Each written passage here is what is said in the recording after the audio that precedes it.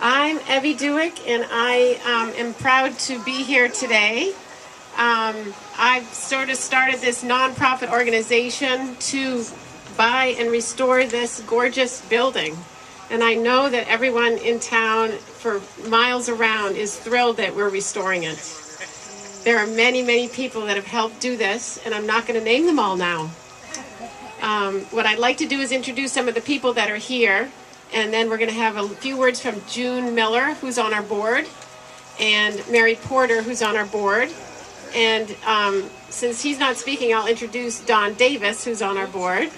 So there's the four people that have made this happen at the beginning, but then there's many, many, many people that have joined us. And can I just point out Jane Sawyer, who is generously allowed us to buy the building from her and make this happen.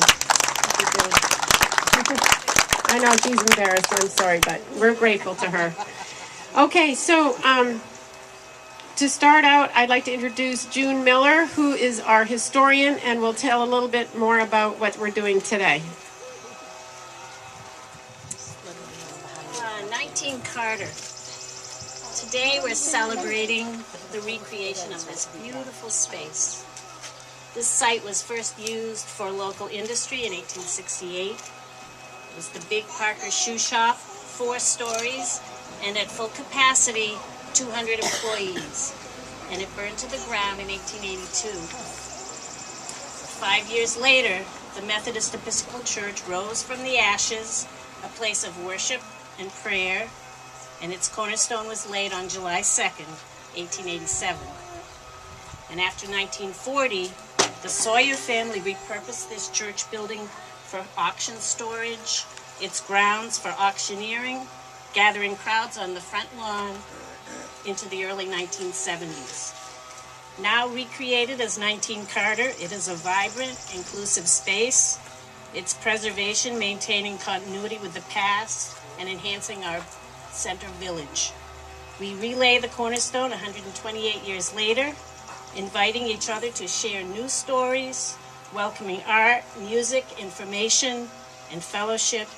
Let us give thanks for the energy and the wonderful spirit that has restored this building to community use.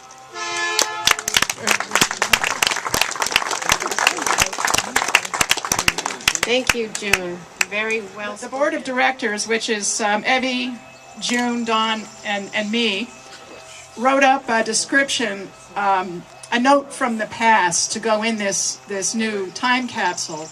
And of course, we've given it to our friends from the item, so it'll be in the news.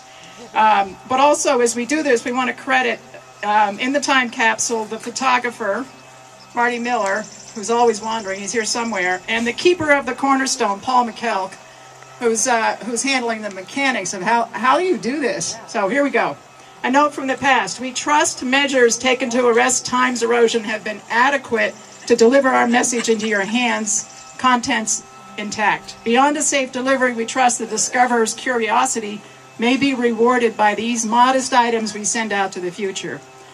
First, photographic images, precious moments during restoration. We have 7 photographs of various key moments, including when in 2012, when this building was elevated on cribbing before we replaced the foundation. That's my favorite image, but there's wonderful images of other pieces, including discovery of the time capsule, the 1887 time capsule. We have a container of coins. Evie was particularly disappointed there was no coins in the original time capsule, so we put some in. And we have coins from around the world. We believe coins may be of historical interest and value to collectors, having fallen out of use in the future as a currency of exchange. So we have coins from the U.S., from Japan, from Europe, the euro, from Canada, from China, from Chile, from Ireland, and a couple of special coins. We have subway tokens from the MBTA, and from one token from the MBTA and one token from the Tokyo subway system.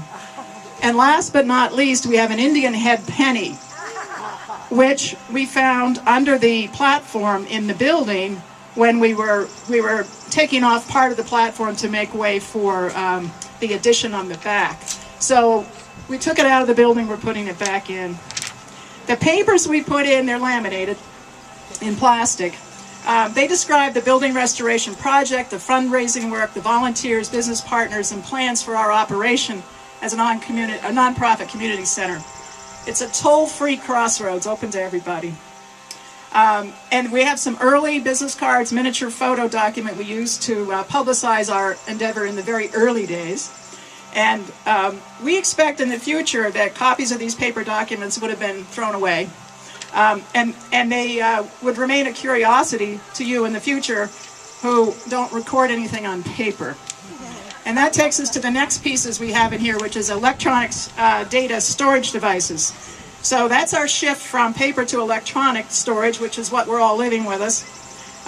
We have photographs of our project, and we have a CD with images from Berlin's centennial and bicentennial celebrations. So we're hopeful that there'll be a museum in the future that will a museum on the history of electronics that will have a machine to read these data stored on these devices. And although these machines and devices and data formats are ubiquitous in our homes and offices, we find they relentlessly disturb our peace of mind. So, we'll pass a little of that on to the future too. We have two other categories: refrigerator magnets, showing we have one from the Berlin's 2012 bicentennial celebration. We have one that shows a typical highway sign of the town of Berlin. And we have one from our state representative, Harold Naughton, with his list of contact phone numbers and so on. We think these refrigerator magnets will be of historical interest in the future, not of any value to collectors, but their use having fallen out of favor when homes no longer have large metal boxes for cold storage of a great variety of food and drink in kitchens at the center of family life today. And lastly, special for all of us, I think, we have some Christmas tree ornaments. They're metal, and they show the images of Berlin's town buildings here today in the 21st century. We hope our December rituals of decorating homes with evergreen trees and hanging ornaments on the trees continue to bring light to our fellow sojourners in time.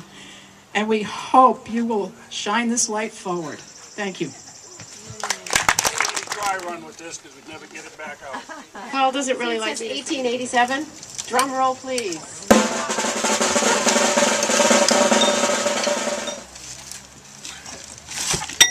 Now it sounds